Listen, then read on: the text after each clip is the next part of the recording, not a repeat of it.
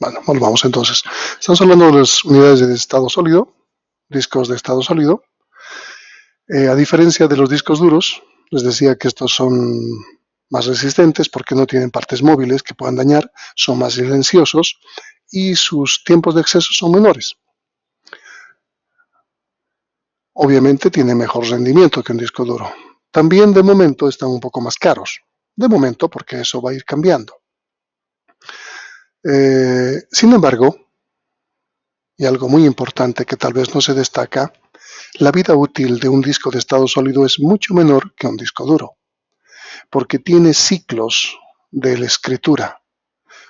Y vamos a ver más adelante a qué nos referimos con esos ciclos de escritura. ¿Está bien? Entonces, a medida que va avanzando la tecnología, los discos de estado sólido se van haciendo más económicos, pero también utilizan tecnologías que tienen menos ciclos de escritura, lo que redunda en una vida útil menor directamente.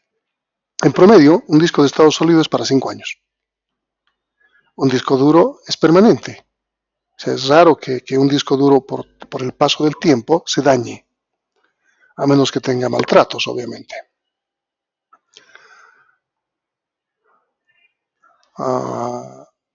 Los discos de estado sólido, las unidades de estado sólido, tal vez sería mejor, no es drive, no es disco. Las unidades de estado sólido están basadas en memorias NAND, así se llaman estas memorias, que tienen una estructura de transistores de puerta flotante, Floating Gate Transistor.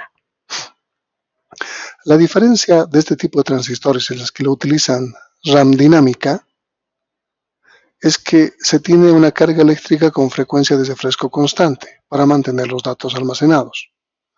Ese es el motivo que la memoria RAM se pierde cuando se apaga la computadora.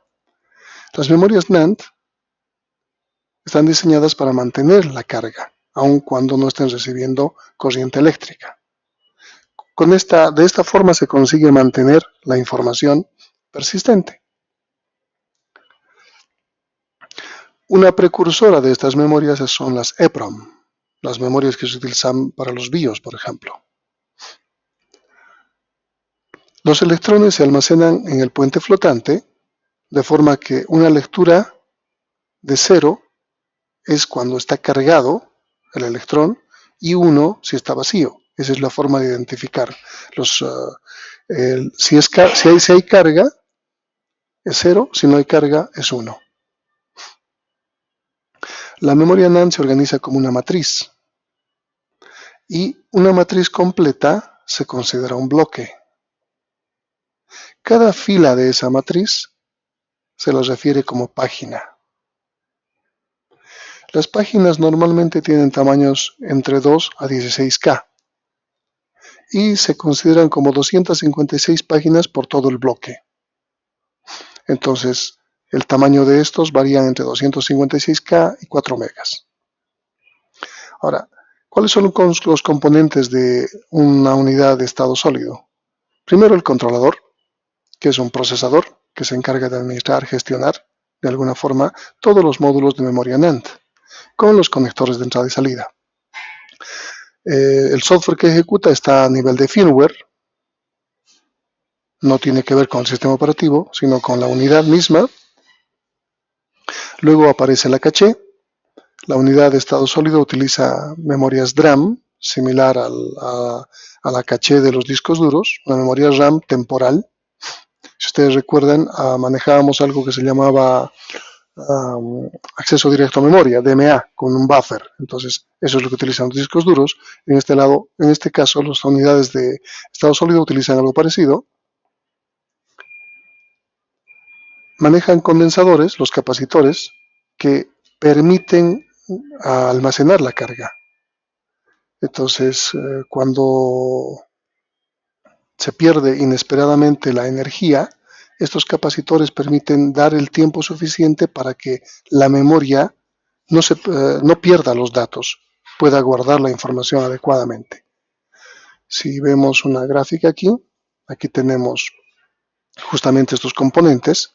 Ahí tenemos la caché, que son memorias, las memorias flash, que vendrían a ser un arreglo de memorias flash, y los controladores. ¿Está bien? Aquí tenemos un diagrama, ya no una fotografía, que nos muestra justamente eso. Controlador, caché y un arreglo de memorias o chips NAND. ¿Está bien? Ahora, les había dicho que existe diversa tecnología para trabajar con las unidades de estado sólido.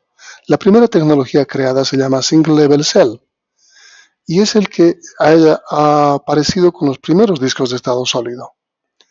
Se puede almacenar un bit en cada memoria NAND y eso es muy costoso.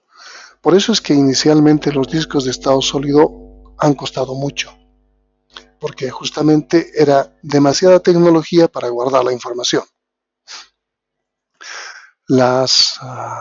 Estas unidades tienen menor densidad de memoria porque tienen demasiados chips. Justamente hoy en día lo que se demanda es mayor capacidad y estos dispositivos tenían muy poca capacidad. Para poder manejar un gigabyte de memoria, se debería manejar 10.000 millones de celdas, lo que es excesivo para el tamaño del disco. Entonces, en el proceso de fabricación se trata de conseguir celdas pequeñas, miniaturización de la tecnología. De cualquier forma, el disco de estado sólido es muy caro para fabricar en este contexto. ¿Está bien? Lo interesante es que permite 100.000 operaciones de borrado. Y esto, se van a dar cuenta más adelante, es bastante. Aparece una segunda tecnología que se llama Multilevel Cell y tiene la capacidad de almacenar 2 bits por cada celda. En todo caso, estamos duplicando la capacidad anterior. Aparece una tercera tecnología que se llama Triple Level Cell y permite almacenar 3 bits por celda.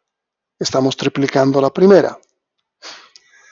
Empieza a aplicarse una tecnología que se llama TRIM para hacer de alguna forma agrandar un poco la vida útil. La última tecnología que se está manejando actualmente se llama Quad Level Cell y obviamente estamos hablando de 4 bits por cada celda, aunque los ciclos de borrado son solamente 100.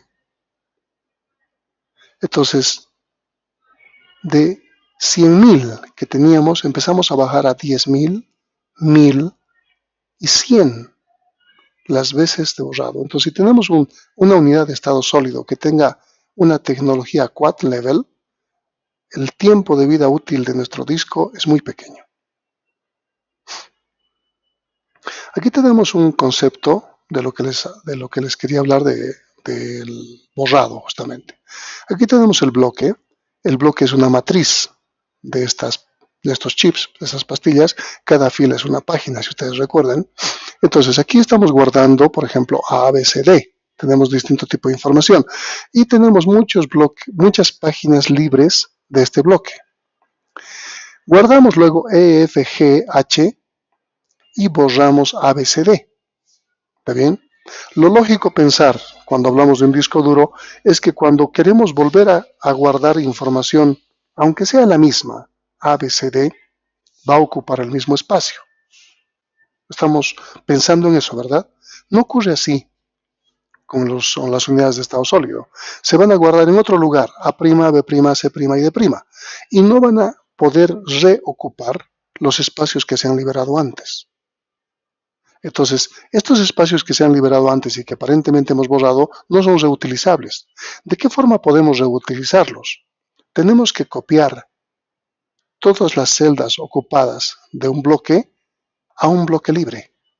Y ahí sí podemos usar las que todavía quedan. Esto se llama garbage collection, un recolector de basura. Pero esto es un ciclo de borrado. Entonces, esto es atentatorio contra la vida útil de la unidad. Entonces, la mala noticia es que si borramos algo, no se puede reutilizar inmediatamente y se tiene que mover bloques.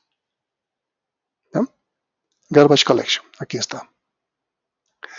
Obviamente, este proceso es rápido, no se nota. Sin embargo, estamos de alguna forma atentando hacia la unidad que nos va a permitir guardar aproximadamente el tiempo de vida útil. Los sistemas operativos han tenido que adaptar sus tecnologías para poder trabajar con discos de estado sólido. En el caso de Microsoft, a partir de Windows 7, recién se ha incorporado mecanismos que optimicen el uso de un disco de estado sólido. Y en Apple, desde Snow Leopard, desde este sistema operativo. El controlador va a utilizar memorias tipo DDR2, tipo DDR3 para manejar las memorias NAND. Este controlador ha ido evolucionando también en el tiempo y actualmente ha empezado con SATA, SATA 2, SATA 3 y actualmente maneja otro protocolo que se llama NVMe. Hasta el SATA 2 manejaba 300 megabytes por segundo la transferencia, y en SATA 3 600 megabytes por segundo, y con NVMe puede manejar hasta 16 gigabits con PCI Express. Si vemos las gráficas aquí está lo que les decía, por ejemplo, el single versus el triple, simplemente estamos viendo. Aquí tenemos 100.000 ciclos de borrado, 100 en el triple. El performance, los singles son mucho más rápidos que los triples. El costo es muy alto, costo por bit en los simples, y muy bajo en los triples. Entonces, a medida que va avanzando la tecnología, si bien las capacidades de las unidades de estado sólido son mayores, la vida útil es cada vez menor por el tipo de tecnología que se está usando. ¿Está bien? Por aquí están. El SATA 3 tiene esta interfaz. Las NVMe tienen esta interfaz. Son otros tipos de controladores. Esto es SATA normal y esto es un PCI Express para que veamos la diferencia.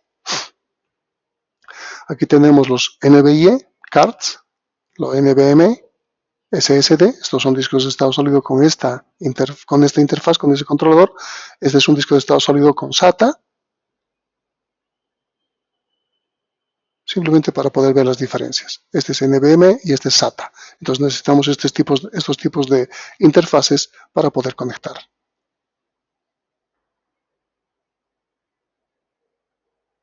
Las ventajas de una unidad de estado sólido: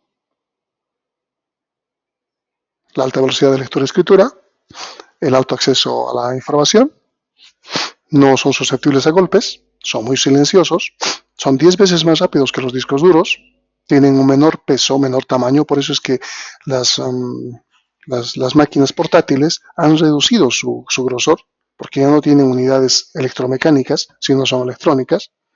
Han bajado su peso también, les ha permitido eso. Son ideales para portátiles, como decían. Las desventajas: la recuperación de datos es más complicado si se produce un fallo en el disco, porque almacena memoria flash. Obviamente aumenta el riesgo de sufrir daños en archivos, que se corrompa de alguna forma si de alguna manera desconectamos bruscamente la energía. La vida útil del disco es más limitada porque estamos hablando de transistores. 5 años. Inicialmente el precio era más alto que los discos duros, pero actualmente está cambiando. Entonces ya no se convierte en una desventaja. Pero también pónganse a pensar que está cambiando el costo, pero también está bajando el tiempo de vida útil. ¿Está bien? Ok. ¿Alguna pregunta sobre unidades de estado sólido?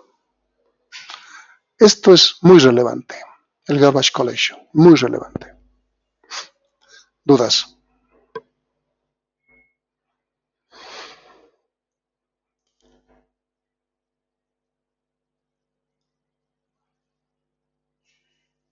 Sí, los controladores más actuales, o sea, más rápidos que los SATA 3.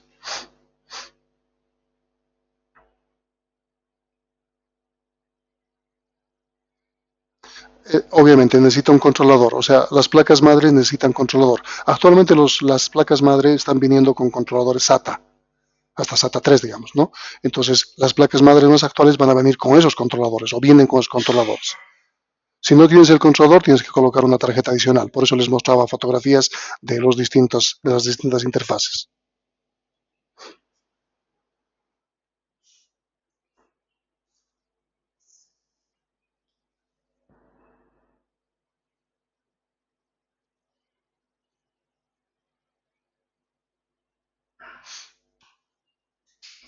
No, no, simplemente es el hecho del tamaño y del peso. En una PC de escritorio no importa el tamaño y el peso, porque va a estar en tu escritorio, mientras que una portátil es para eso, para manejarla.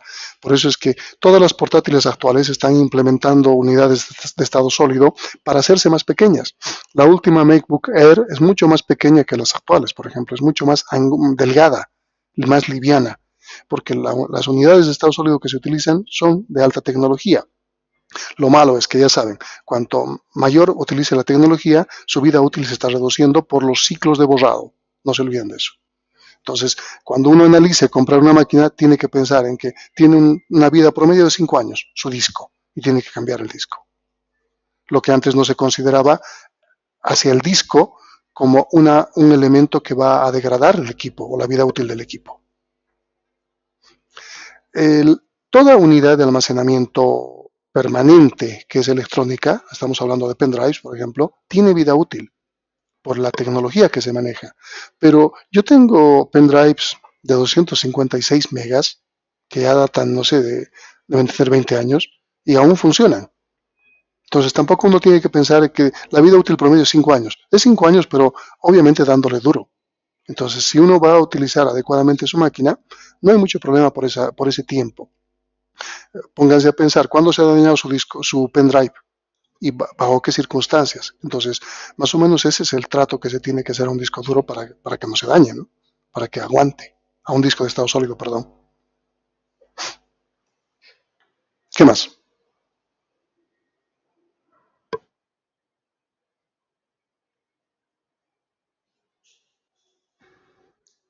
Ajá, ajá.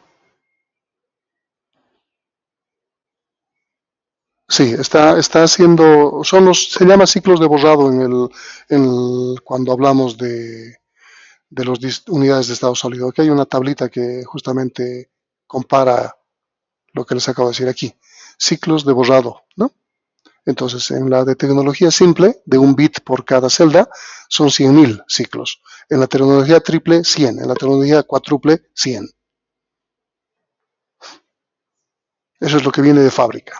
Pero bueno, ya les he dicho. Los pendrives actuales también tienen tecnología de un borrado menor, de ciclos de borrado menor. Pero aún así funcionan, aguantan, sirven.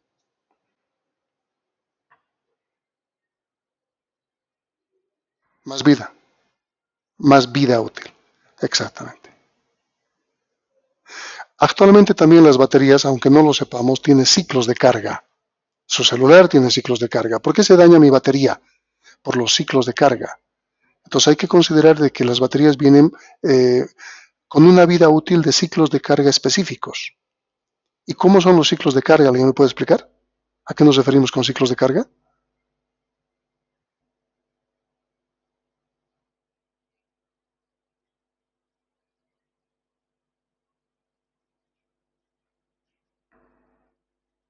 Cuando se muere exactamente, cuando se muere la batería. Entonces es más práctico recargarla que volverla a cargar de cero.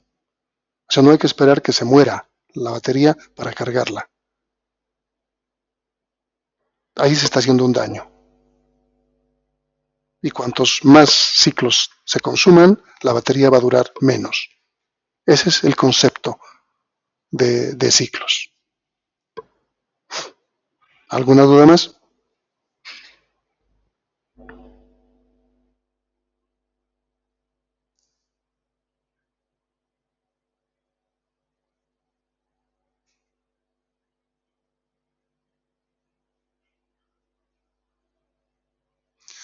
No. Claro, lo que va haciendo, si se fija en la pantalla, hemos borrado ABCD y hemos seguido usando hasta que se llene, con cualquier información, aún con la misma, no importa, pero hemos ido usando hasta que se llene. Cuando se llena todo lo libre, no puede considerar que esto de aquí arriba que han borrado está libre, no lo puede considerar. Entonces, para poder eh, optimizar estos espacios que han sido borrados, tiene que cambiar de bloque. Y ahí sí se considera libre porque se está usando solo las páginas o celdas que está ocupando y lo demás queda libre y se puede reusar. O sea, esta gráfica, por ejemplo aquí, como se muestra, el paso de la segunda a la tercera, es simplemente didáctica, la ocupación que ha hecho en estas posiciones. Obviamente debería ocupar E esta posición, F esta posición, G esta posición y debería liberar la parte final. Pero simplemente por cuestión didáctica se está mostrando de que recién se puede utilizar, se considera libre estos 4 espacios. Entonces va a ocupar un bloque. Ahora los bloques son grandes, o sea, no piensen que porque han borrado un archivo de 1 mega y ya han hecho el garbage collection. O sea, los bloques son grandes.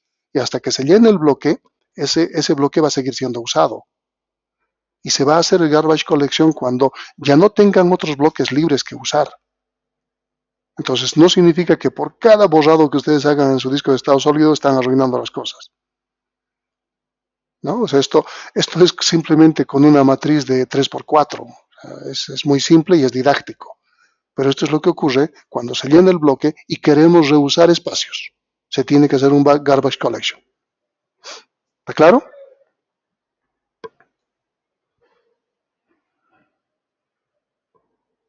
¿Algo más?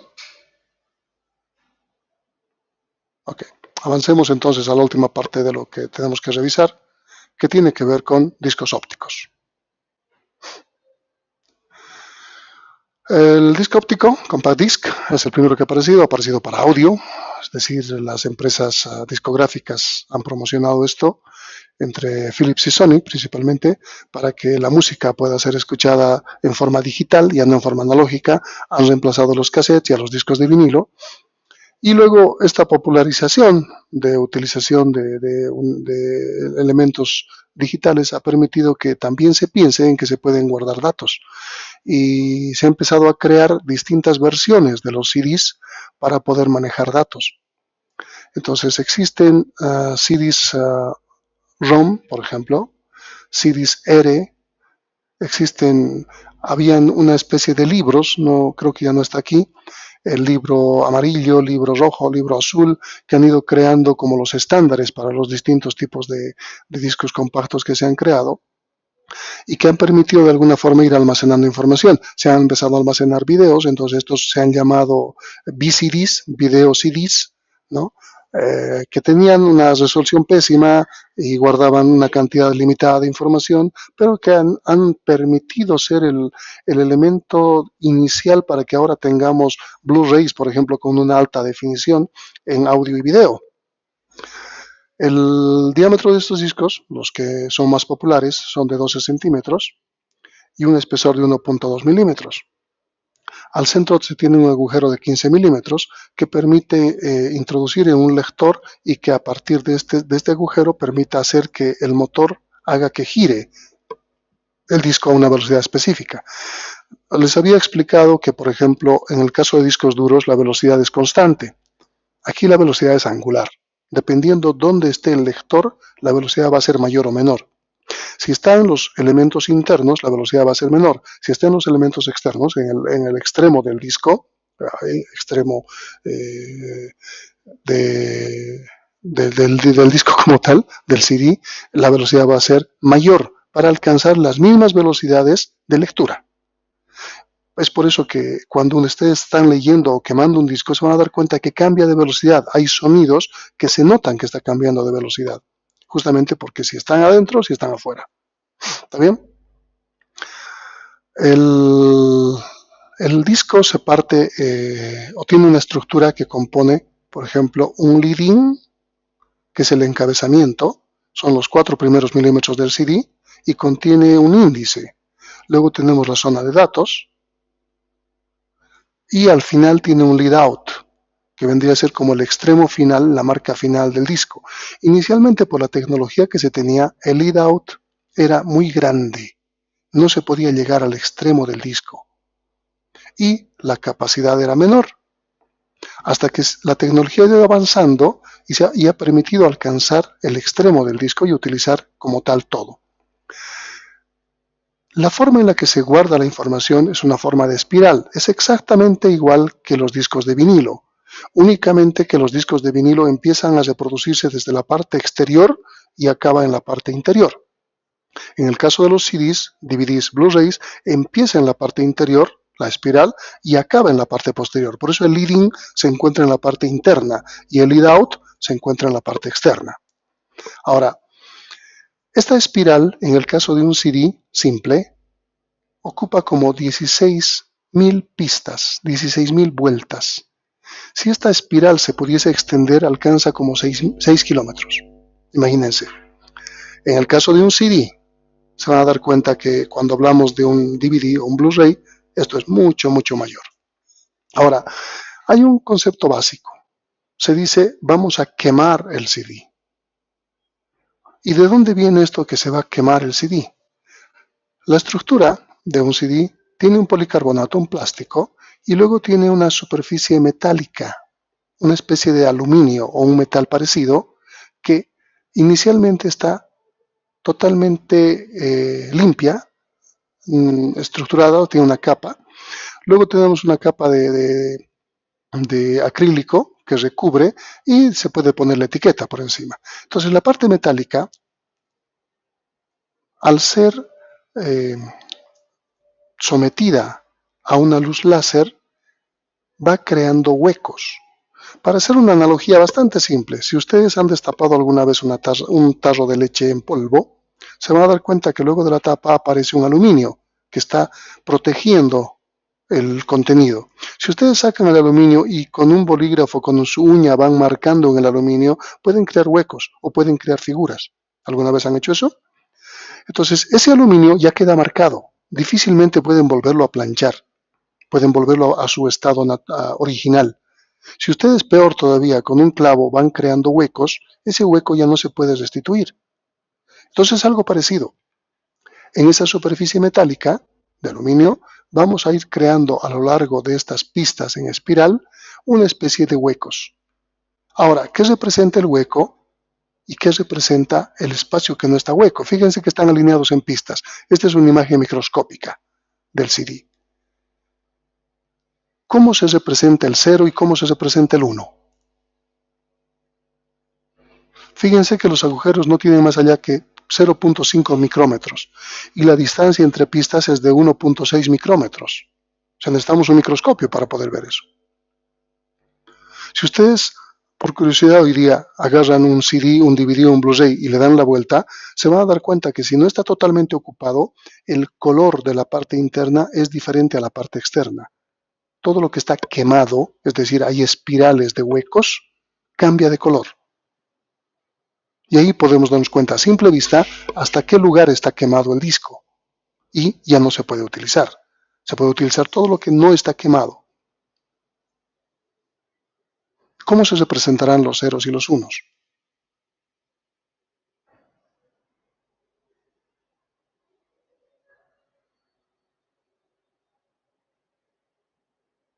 Aquí está justamente lo que les decía. CAP, Constant Angular Velocity, CLV, Constant Linear Velocity. CAP son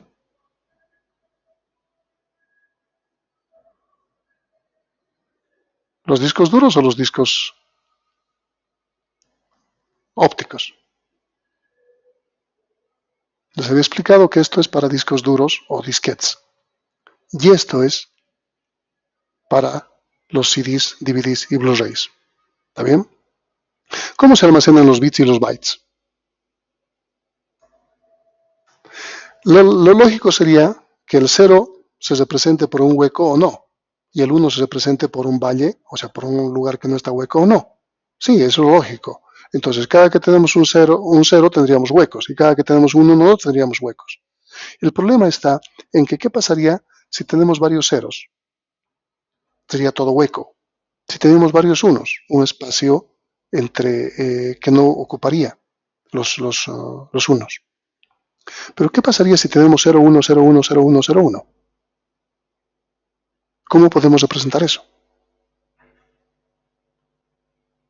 No existe la tecnología, aún ahora, de hacer tan pequeños los huecos y que el lector pueda entender para poder cambiar de un 0 a un 1 y a un 0 en forma rápida. Entonces ha tenido que buscar un mecanismo que permita traducir esto y no considerar los ceros y los unos de esta forma. ¿A qué me refiero? Aquí tenemos estos son los huecos. La parte profunda hundida es el hueco y la parte que no está profunda es el valle. Esto se llama pit, ¿no? Y esto se llama land. Entonces, fíjense que los pits y los lands son ceros. ¿Qué son los unos? ¿Alguien me puede interpretar el gráfico?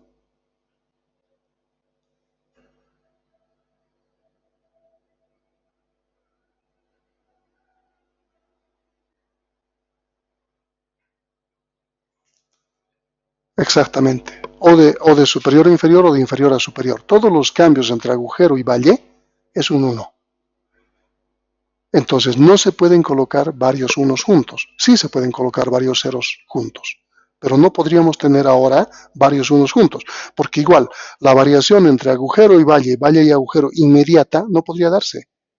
Entonces, otra vez tenemos el problema anterior. Antes no podíamos cambiar de 0 a 1, entendiendo de que 0 eran los agujeros y 1 los valles. No se podía hacer ese cambio inmediato. Entonces se ha optado porque los valles y los agujeros sean ceros y los unos sean los cambios. Pero entonces no podríamos tener cambios seguidos, por lo tanto no podríamos representar unos seguidos. ¿Sí? ¿Se dan cuenta? Entonces lo que se hace es un procedimiento con una codificación. Se busca un código que evite utilizar unos seguidos. Esta codificación se llama 8 to 14 modulation. Y aquí tenemos una tabla. Por ejemplo, aquí tenemos el 3 con dos unos seguidos. En binario con 8 bits, esta sería la representación del 3. Pero en código 8 to 14 modulation, este sería el 3. Estamos utilizando 14 bits para representar 8. Pero tuviésemos otro inconveniente. ¿Qué pasa si al lado de uno de 14 que acaba en un 1, porque estos son simplemente ejemplos, empezaría otro de 14 que empiece en un 1? Otra vez tendríamos el inconveniente. ¿Se dan cuenta? 2 de 14 juntos, donde tengamos dos unos seguidos. Entonces tenemos que utilizar 17 bits por guarda para que evitemos esto. Entonces por cada byte, por cada 8 bits, tenemos 17 bits que estamos usando. Estamos sacrificando prácticamente la mitad de la capacidad porque nuestra tecnología no permite leer esos cambios. Si la tecnología permitiese, tuviésemos el doble de capacidad de estas unidades. Entonces utilizamos una codificación, no nos queda otra. ¿Tenemos ceros y unos? Sí, pero de la forma en la que se representan. Son ceros todos los agujeros y todos los valles, son unos los cambios. Pero no se lo puede entender como un bit, o bit con valor 1, perdón. No se lo puede entender, sino se maneja con una codificación. ¿Sí? ¿Está bien? ¿Está bien? Ok, las velocidades que maneja en los discos duros son 7.200 revoluciones por minuto a 10.000 revoluciones por minuto. Las velocidades de un CD son 200 a 500 revoluciones por minuto. O sea, no son muy veloces. ¿Cómo se lee la información? Aquí tenemos la superficie metálica y aquí el láser que está proyectando algún tipo de información. El lente va a enfocar el láser a la superficie del CD. Las zonas planas muy reflectantes, la luz de láser se refleja bien, pero los bordes de las zonas, el láser se desvía. Entonces, cuando tenemos un valle o un agujero, un pit, el láser va a reflejar rápido, pero cuando haya la variación no lo va a hacer. Entonces, de esa forma se va entendiendo los ceros y los unos que el láser puede detectar entre la emisión de luz y la recepción del rebote de luz. ¿Está bien? Existen múltiples formatos de CDs. Inicialmente con los CDs ha habido una excesiva cantidad de formatos, justamente porque se han ido creando diferentes propósitos. Tenemos el CD-DA, el Digital Audio, el original. Luego tenemos el CD-ROM, donde se ha creado solo datos y distribuye aplicaciones a través de estos CDs. Los CDIs, que eran interactivos, que permitían de alguna forma generar algún tipo de interactividad. Los CD-ROM XA, los CD-Rs, los grabables, llegaban esos CDs que uno podía guardar. Los regrabables, vamos a dejarlo pendiente esto, ¿cómo funciona el regrabable? Si ustedes esa superficie de aluminio de la lata de leche, ustedes lo rayan, lo agujerean, ¿cómo lo pueden volver a hacer original y volver a grabar? Volver a hacer agujeros. Eso es un CD regrabable. Luego los VCDs y los SVCDs, los Super Video CDs, con mejor calidad. ¿Está bien? Veamos los DVDs. Los DVDs vienen a mejorar los CDs en el sentido que inicialmente los CDs, ¿sabe alguien cuánto guarda un CD? ¿Cuántos megas? No sé si está por aquí. ¿Cuántos megas podemos guardar en un CD? 700 megas. ¿Ya? Eso justamente inicialmente era 600, 640 y a 700 ha ido avanzando. ¿Por qué? Por el lead out. La tecnología inicialmente no permitía llegar a los extremos, es decir, entonces la capacidad se ha visto mermada. Pero a medida que ha ido avanzando la tecnología, han ido llegando hasta el tope y la capacidad ha ido subiendo. Por eso que actualmente almacena hasta 700. ¿Está bien? Tenemos los DVDs. ¿Cuánto almacena un DVD?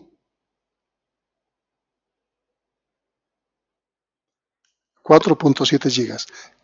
Si se fijan, estamos comparando con uno de 650 de un CD, no importa con 700, es más o menos 7 veces la capacidad de un CD. ¿Qué debería cambiar para almacenar más información? Lógica simple.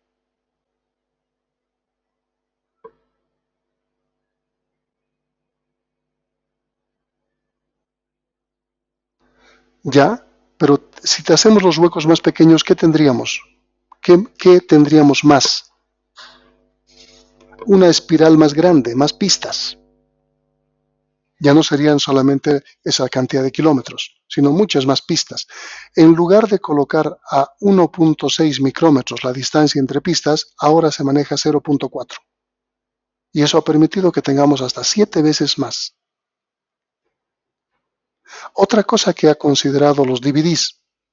Los CDs solamente guardan una cara, mientras que en el DVD se puede dar la vuelta el DVD y utilizar la segunda cara, lo que duplicaría la capacidad. Pero también los DVDs han incorporado otro concepto, que podemos manejar en una sola cara 2 capas, que implicaría 2 superficies metálicas. Entonces estamos hablando que podemos manejar 27 veces la capacidad de un CD. Y si hablamos de los disquetes, 12.000 disquetes, 17 gigas. ¿Cómo logramos esto?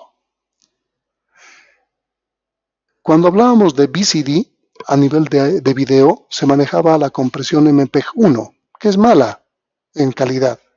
En el DVD estamos hablando de MPEG-2, que es buena.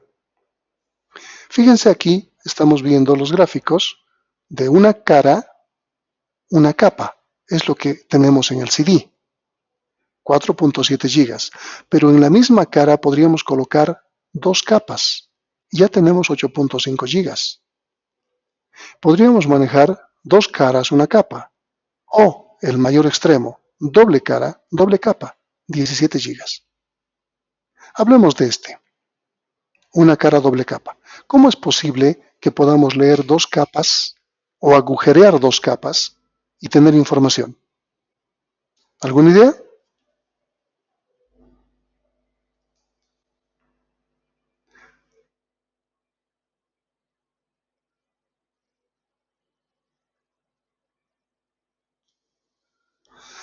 Ok, la longitud de onda del láser es mayor para leer la segunda cara, la segunda capa, y es menor para la primera. Es decir, va a buscar rebotar en la primera con cierta longitud de onda y va a buscar el rebote en la segunda con una mayor longitud de onda. Entonces, por la distancia y el tiempo del rebote, va a considerar información de la primera o la segunda. Ahora, no existen dispositivos que lean ambas caras al mismo tiempo. Se tiene que dar la vuelta el DVD para que lea la otra cara. ¿Está bien? Pero tenemos 17 GB de almacenamiento. A Bolivia nos ha llegado solamente esta, la de 8.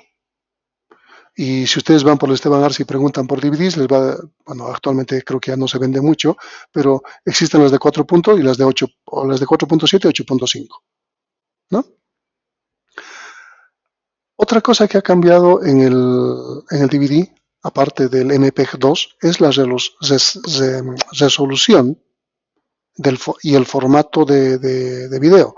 Antes el video se maneja en 4:3, significa los televisores antiguos, y actualmente tenemos una relación de 16:9, así se llama, en el sentido de que tenemos más anchas las pantallas que altas.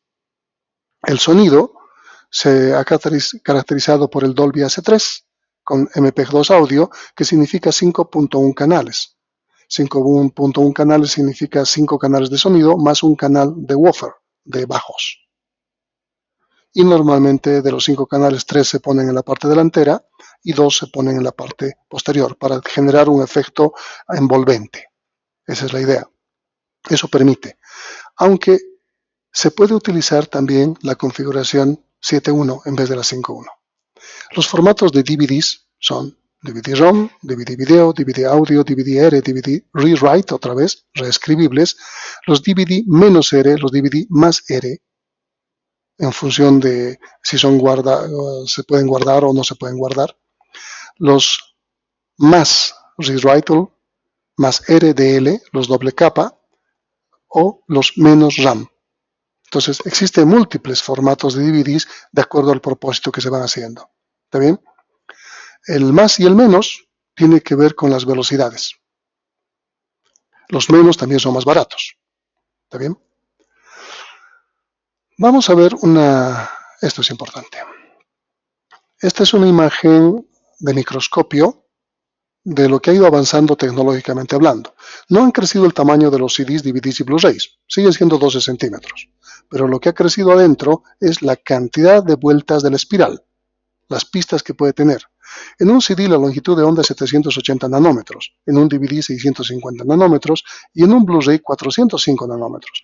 Ha existido una tecnología antes de Blu-ray, se llamaba HDBD, era de Toshiba y tenía las mismas particularidades de Blu-ray, pero bueno, Sony con sus consorcios cinematográficos y todo y su PlayStation ha hecho que el mercado del HDDVD caiga y Toshiba ha tenido que devolver dineros a gente que había comprado sus dispositivos. Eso es lo que ocurre con la competencia de mercados. No siempre nos quedamos con lo mejor, nos quedamos con lo que el mercado va a mostrarnos. Ha pasado lo mismo con las cintas. Antes existía Betamax y existía ¿cuál es el otro? VHS. El beta era hasta cintas más pequeñas y el VHS cintas más grandes. Nos hemos quedado con VHS y beta ha tenido que desaparecer. Por un buen tiempo estaba VHS. Entonces, aquí tenemos el grosor de la capa, es 1.2 milímetros, cada capa metálica. El grosor de la capa de un DVD es 0.5 milímetros y el Blu-ray es 0.1 milímetros. Fíjense que la capa en el CD está en la parte más baja. Aquí arriba está la etiqueta, si quieren ponerlo de esa forma. En el caso del DVD está al centro y en el caso de Blu-ray se coloca lo más alto posible. Y aquí podemos ver las pistas quemadas, agujereadas de la capa metálica. En el caso del CD, del DVD y del Blu-ray. Y fíjense que obviamente la distancia del agujero o el tamaño del agujero es mucho menor en el caso del Blu-ray y que permite leer. En el caso de CD y DVD se ha utilizado láser rojos, en el caso del Blu-ray se ha utilizado láser azul por la longitud de onda que maneja y que ha permitido utilizar o poder tener un fingerprint, una huella que no va a perjudicar la otra pista. ¿A qué me refiero con el fingerprint? Debo tener la gráfica por aquí. Aquí está. Este es el fingerprint, esta mancha. O sea, la mancha que lee el láser es esta, pero el láser se refleja todo esto, entonces se tiene que evitar que la huella utilice la otra pista, llegue a la otra pista. Es por eso que la distancia entre pistas es importante. Fíjense en este caso, en este lado del DVD se puede notar más, ¿no? Entonces el espectro está llegando prácticamente a la otra pista, es por eso que ahí se separa. En el caso del HD DVD y el Blu-ray, prácticamente son lo mismo. Tienes 200 nanómetros, 150 nanómetros, ¿no? Prácticamente lo mismo. Nada más que el HD DVD seguía utilizando la parte de grabación, la parte de la capa metálica al centro, y el Blu-ray lo ha utilizado en la parte superior. ¿Sí? Aquí podemos ver el fingerprint, como les decía. Entonces, ¿cuál es la diferencia con Blu-ray? Simple. En el mismo espacio hemos podido colocar más pistas. Y para poder leer que el agujero sea más menor, se ha utilizado otro tipo de rayo. No se maneja blue en azul, sino simplemente sin la E, por cuestión de mercado. No se puede utilizar un término común del idioma como parte de una tecnología. Parece lo mismo con el Bluetooth, ¿no? Se puede manejar hasta 50 gigabytes de información, pero se está buscando, o sea, se tienen técnicas para llegar hasta 70 gigabytes. Un DVD normal maneja 25 gigas, pero si manejamos doble capa podemos almacenar 50 gigas. ¿Qué más? Aquí está el fingerprint en otra imagen que nos permite ver por qué razón se tiene que separar la pista. No solamente la parte roja intensa, sino también es el reflejo que tiene. Aquí están los formatos de Blu-ray distintos que existen. Ok, vayamos ahora. ¿Cómo se manejan los degradables? ¿Cuál es el concepto de degradable? ¿Cómo podemos hacer que la superficie metálica vuelva a ser como estaba originalmente hecha? ¿Alguna idea? ¿Alguien ha utilizado un CD, DVD o Blu-ray degradable? Para volverlo a utilizar, dime.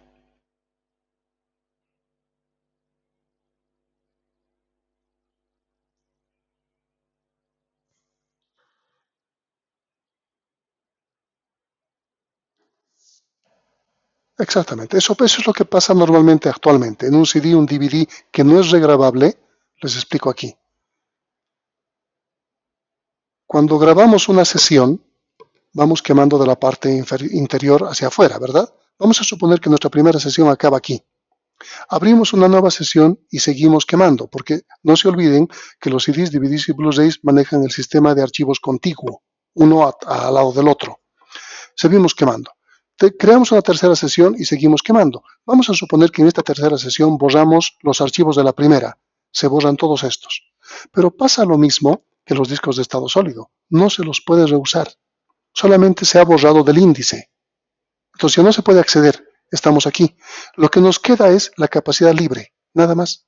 Y si seguimos creando sesiones y seguimos borrándolo de adentro, vamos a tener la última partecita, aunque hemos borrado todo y que ocupaba de los 700 megas, hemos borrado 600 y solo nos queda 100, solo tenemos 100, aunque borremos los 600.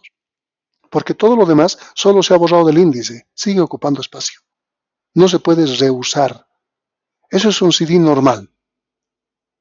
Pero ¿qué pasa con un CD regrabable? Eso es otra cosa. Con un CD regrabable no es como un disco duro que podemos reusarlo inmediatamente lo que borramos. No. Un CD o DVD o Blu-ray regrabable es que dejamos de usar, ya queremos reusar, tenemos que formatear otra vez. Otra vez lo ponemos en cero para volver a usar toda su capacidad. No podemos ir usando las capacidades disponibles a medida que borramos archivos. No funciona así. Entonces, ¿cómo se hace? En vez de tener una capa de aluminio, tiene una capa metálica de un metal que pueda fundirse a cierta temperatura y que no dañe la parte plástica. Entonces, cuando formateamos el disco, el láser empieza a barrer desde adentro hacia afuera por todo el disco, generando temperatura, de tal manera que el metal que está dentro se vuelva líquido, deja de formatear y a la temperatura ambiente se vuelve sólido. Entonces tenemos otra vez original en la capa metálica y podemos volver a usarlo. Es un truco bastante interesante que funciona. Yo tengo varios CDs regrabables y cuando voy a formatearlos se calientan, o sea, se generan calor. Y a la temperatura ambiente otra vez se solidifican internamente. Y puedo volverlos a usar como si nada. Supuestamente, según fábrica, tiene una cantidad limitada de veces que se puede formatear. Aún tengo los CDs grabables, no sé cuántas veces los he usado y puedo seguirlos usando. Creo que no he llegado al límite. Pero ese es el principio. El metal líquido hace que otra vez se vuelva original, sin agujeros, y sea otra vez pasible a ser quemado. Esa es la idea. ¿Alguna pregunta?